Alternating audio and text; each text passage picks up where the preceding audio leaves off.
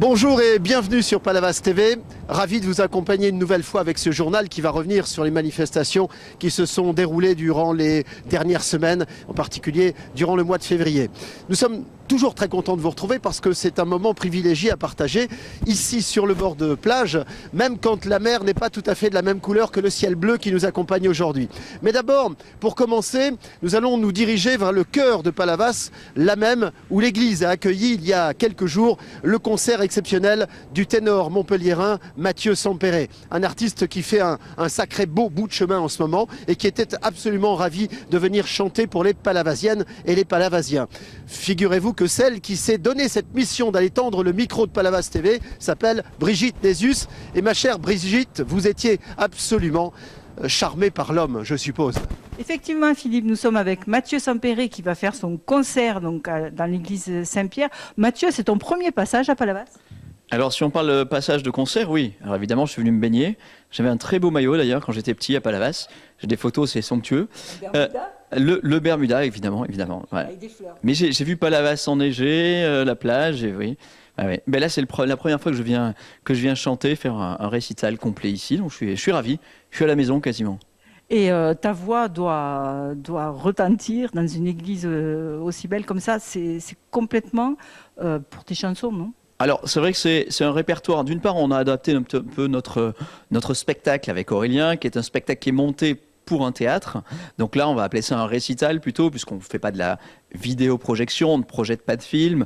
On travaille donc complètement différemment et ça nous a permis de venir avec un répertoire un peu nouveau, donc avec également du répertoire spirituel qu'on peut tout à fait chanter dans une église, mais pas seulement. On va chanter de la chanson espagnole, de la chanson italienne et puis tout le répertoire de chansons françaises comme notre album. Aurélien est toujours à l'accordéon, je suppose. Oui, parce que j'ai essayé de m'y mettre et puis de le mettre au chant. Et puis ça marchait moins bien. Donc forcément, on est revenu aux bases. Hein. Les bases, c'est important. D'ailleurs, il doit être pas loin, il doit se cacher. Ah ben voilà. Alors Aurélien, il paraît que c'est pas bon la chanson. À la chanson, je préfère laisser Mathieu faire ça, franchement, tout simplement. Mais pourquoi? Parce que en fait, j'ai essayé de lui mettre un accordon dans les mains et c'était pire que moi au chant. Donc voilà, tout simplement, on est resté là-dessus. Merci de me valoriser. Merci. Chacun sa place. Mais vous avez raison de rester chacun à votre place parce que vous êtes vraiment top. Merci. Toi à la chanson et toi à l'accordéon. Toujours très heureux d'accompagner cette grande voix qu'est Mathieu. Voilà, tout simplement.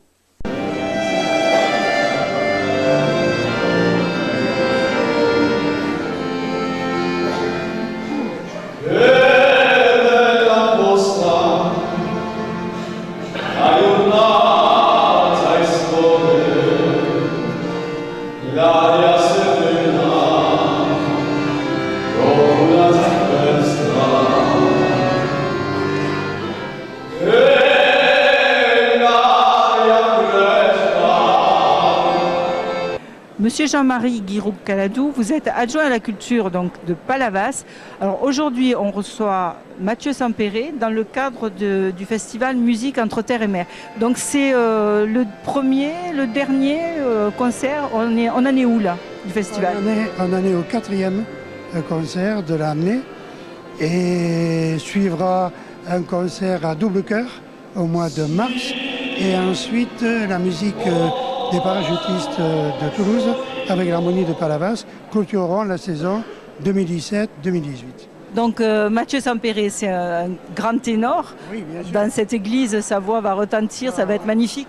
Oui, c'est le ténor donc, du groupe Les Stentors qui est connu mondialement et j'ai eu le grand bonheur de pouvoir le faire venir. Je suis ravi. Accompagné par Aurélien Noël à l'accordéon, qui est champion du monde d'accordéon. C'est pas rien. Voilà, c'est un concert prestigieux. Mais la plupart des concerts, et je crois qu'il faut remercier notre maire parce que ces concerts sont tous entrée libre. Autrement dit, l'argent n'est pas un critère de sélection et toute personne qui veut se cultiver par la musique peut en bénéficier.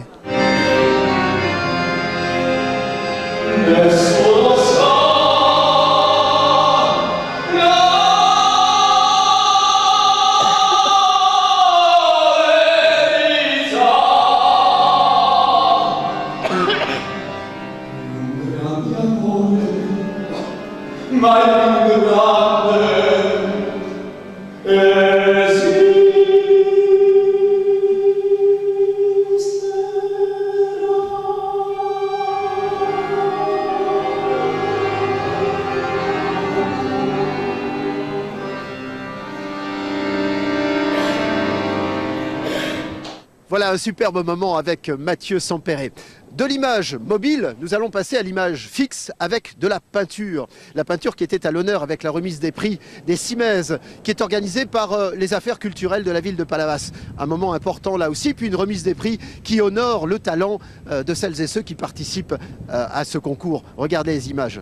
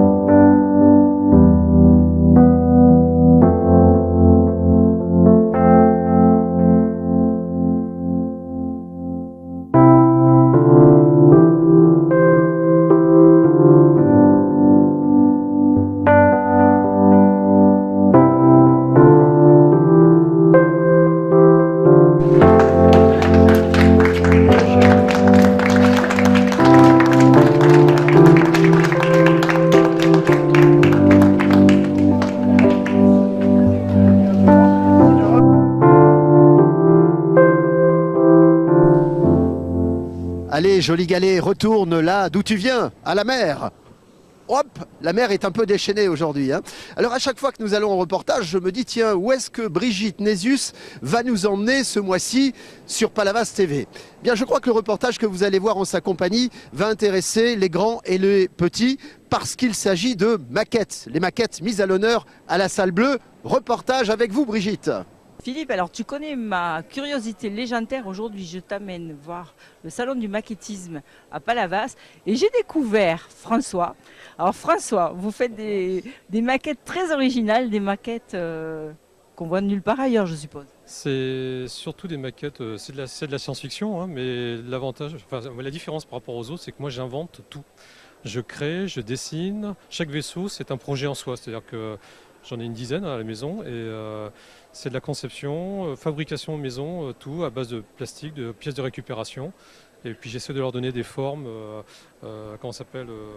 qui soient compatibles avec le but du vaisseau, quoi. C'est-à-dire une forme futuriste si le vaisseau est très loin dans le temps, ou une forme plutôt technique si on est dans un futur proche, on va dire. Voilà. Donc, suivant le... Alors montrez-nous vos différents modèles. Alors vous voyez, ça typiquement, ça c'est un des premiers que j'ai fait en plastique. Le tout premier que j'ai fait en plastique. Avant, je faisais des maquettes en bois. Donc vous voyez là, pour les gens qui ne verraient pas, ça par exemple c'est une pièce de char, c'est une route camion. Vous voyez, là si vous voyez l'arrière, typiquement, c'est les embouts de tuyaux d'arrosage. Donc je me sers de toutes ces pièces que j'assemble, mais de façon structurée, pour développer des vaisseaux. Et je travaille beaucoup le design des vaisseaux sur dessin avant de construire ensuite des vaisseaux futuristes. Alors dans votre tête, ça c'est pour quelle ère? Chaque vaisseau, vous voyez, devant lui, il a une petite fiche, que voilà, ici, sur lequel j'ai à la fois la façon de fabriquer et puis une histoire, c'est un peu ce que j'appelle l'histoire du futur, c'est-à-dire qu'en gros, voilà, ce vaisseau c'est en 2130, telle vitesse, et puis voilà, il a été doté, son rôle c'était ça c'est un cargo par exemple. Et là j'ai des vaisseaux, un vaisseau de transport, et pour mettre les gens dans l'ambiance, parce qu'on essaie de mettre les gens dans l'ambiance, je leur dis, par exemple, vous voyez le vaisseau il mesure 1 km, mais si vous regardez par exemple les gros pétroliers aujourd'hui ils font 500 mètres de long, donc on n'est qu'à la moitié du vaisseau aujourd'hui. Parce que les gens ne se rendent pas compte que les bateaux aujourd'hui sont déjà très gros. Donc j'essaie d'agrémenter mon stand avec des fiches explicatives. Par exemple, il y a une sur la vitesse. Les vitesses sont très grandes, mais comme j'explique aux gens, les distances sont très grandes. Donc en fait, on est un peu à l'époque du carrosse. C'est-à-dire que les vaisseaux vont très vite, mais comme les distances sont très grandes, et on met longtemps pour aller à un endroit, d'un endroit à un autre. Et ça, c'est un vaisseau? C'est le dernier, celui-là, c'est le dernier que j'ai fait. Ça représente un vaisseau qui est en train d'être fini, qui sont dans son dock de construction. Donc il vient d'être fini, il est en train c'est un vaisseau de combat. Donc on est en train de lui monter les missiles. Et vous avez toute l'infrastructure autour que j'ai construite en plastique et en bois. Et il y a des kilomètres, des centaines de mètres de fibres optiques à l'intérieur. Ça clignote, vous voyez, il y a des chenillards dedans pour donner plus d'animation. Et chaque vaisseau, en fait, je les conçois pour que les gens, quand ils viennent sur le stand, ils puissent regarder des petits détails comme ici, vous voyez, le hangar, les tableaux de bord dans les vaisseaux, les passagers que vous voyez dans celui qui est au fond là-bas. C'est pour que les gens ne passent pas de façon passive devant les vaisseaux, quoi. En moyenne, vous avez combien d'heures de travail là, par vaisseau? Alors, c'est compliqué, je ne calcule pas le nombre d'heures. Ce que je peux vous dire, c'est qu'en gros, j'en fais en moyenne 1 tous les 4 ans.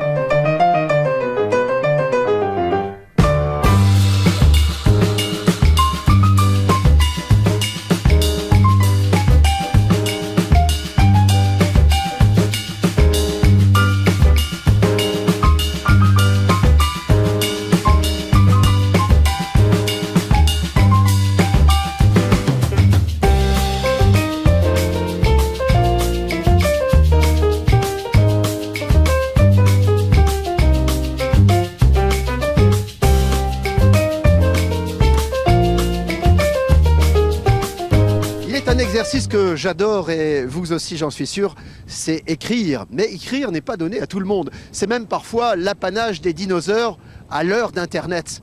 Alors si toutefois dans les rues de Palavas, Brigitte, vous trouvez quelqu'un qui pourrait ressembler à un écrivain public, ça m'intéresse. Dis-moi Philippe, est-ce que tu savais qu'il y avait un écrivain public à Palavas? Eh bien non, eh bien moi non plus, mais je vais te le présenter parce que je l'ai découvert. Luc Darras, bonjour. Alors Luc, vous êtes écrivain public à Palavas, alors racontez-nous un petit peu votre vie antérieure. Ma vie antérieure, eh bien en fait je suis natif du Pas-de-Calais, de Liévin, près de Lens. J'y ai passé une bonne partie de mon temps. J'ai exercé la fonction de percepteur, receveur-percepteur, trésorier principal et responsable de services d'impôts particuliers. J'ai fait une étape dans le Loiret pendant 3 ans, de 98 à 2001. Et je suis arrivé à la trésorerie principale de Frontignan en 2001. Ensuite, j'ai fait celle de Moguio, de Castelnau et le CIP de Montpellier Sud-Est, dont dépend Palavas, et celui du CIP de Montpellier 2 où j'ai terminé ma carrière. Donc je suis en retraite depuis 3 ans. Donc depuis que vous êtes dans le Midi, vous n'en êtes plus parti? Non, eh bien, je vous avouerai que c'est bien entendu volontairement que nous sommes venus avec mon épouse au bord de la Méditerranée pour trouver surtout la lumière qu'on n'a pas tout à fait dans les Hauts-de-France, à part qu'on a la chaleur dans notre cœur, comme vous le savez. Alors donc depuis que vous êtes à la retraite, vous êtes écrivain public. Alors qu'est-ce que c'est? En quoi ça consiste exactement, écrivain public? C'est cela. Donc j'ai choisi cette activité complémentaire il y a 6 mois. Je suis installé avec le statut de micro-entrepreneur. Donc mon rôle, c'est d'aider les particuliers à rédiger leur courrier, à remplir leur formulaire administratif. Je corrige des fautes d'orthographe, de synthèse, de grammaire. J'essaye aussi d'améliorer les textes en évitant les redondances, en améliorant les tournures de phrases, de telle manière que le document soit clair et compréhensible. Alors depuis qu'il y a Internet, est-ce que quand même ça vous fait un peu de concurrence, non? Parce que tous les logiciels font des corrections d'orthographe, tout ça, donc ça vous fait pas concurrence? Oui, mais je pense que bien sûr, on utilise ces moyens modernes de communication et de gestion, ces outils, mais comme dans la robotique, comme dans tout, même dans l'intelligence artificielle, eh bien, l'humain restera quand même pour diriger le problème, quoi. Et donc, vous aidez peut-être aussi des personnes qui ont besoin pour remplir des formulaires, tout ça, ça fait partie de votre activité? Absolument. Donc, bon, je ne suis pas bénévole. Du bénévolat, j'en ai fait dans le passé à l'UNICEF ou pour aider les Roumains après la chute du mur de Berlin. Maintenant, j'ai une activité, c'est vrai, qui est rémunératrice, mais il n'y a pas que ça qui compte. Il y a aussi, bien entendu, l'aspect solidarité, l'aspect social. Et si la personne qui m'est confiée dispose de ressources modestes, bien entendu, j'adapte mes tarifs à la baisse. Alors on peut vous trouver où? Alors en fait, pas à mon domicile parce que je vais chez les gens. Donc on peut me contacter soit par téléphone, soit par ma messagerie. Et vous ne vous adressez qu'aux particuliers ou aussi aux entreprises? Alors, je m'adresse aussi aux entreprises, à toutes les personnes morales, aux associations et aux collectivités publiques. Donc, je peux leur proposer de les aider à rédiger leurs notes internes, à rédiger des procès-verbaux de réunion, à rédiger des courriers vers d'autres particuliers, des clients, des fournisseurs. Voilà, je peux aussi les aider à rédiger leur journal de communication. Très bien, c'est très complet. Voilà, et je dois préciser que je suis agréé par un organisme national qui s'appelle l'Académie des écrivains publics de France, qui est le sigle est forcément l'AEPF. Cet organisme organise des réunions d'information, organise des formations très poussées sous les différents aspects du métier. Et pour être agréé, il faut passer des tests que j'ai réussi à Paris. Et par exemple, dans le département de l'Hérault, nous sommes 3. Et vous savez, dans la France, combien il y en a à peu près qui sont agréés?